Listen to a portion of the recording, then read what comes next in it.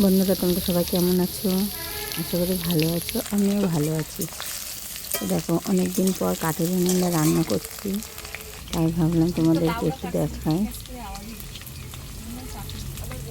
যে কড়াইয়ে আমি আলুটা ভাজছি, এদিকে ফুলকপিটা ভেজে রেখে দিয়েছি, মাছটাও ভাজা হয়ে গেছে।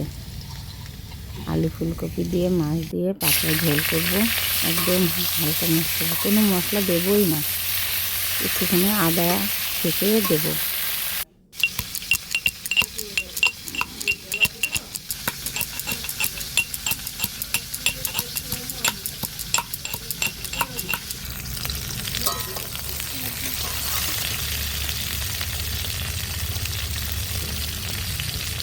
আর একটু লবণ, একটু হলুদ, লঙ্কা, আর কিচ্ছু দেবো না তরকারিতে। তো তোমরা দেখো।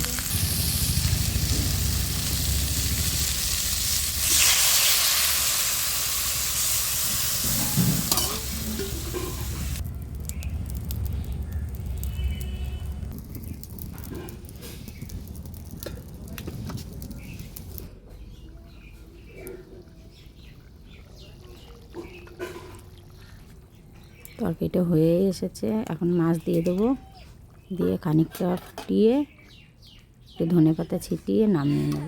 তো কেমন হয়েছে তোমরা অবশ্যই কমেন্ট করে আমাকে জানাবে। যদি ভালো লাগে তাহলে তোমাদের আরও রান্নার ভিডিও দেব, তোমরা যদি বলো। তো তোমরা সবাই ভালো থাকবে, সুস্থ থাকবে।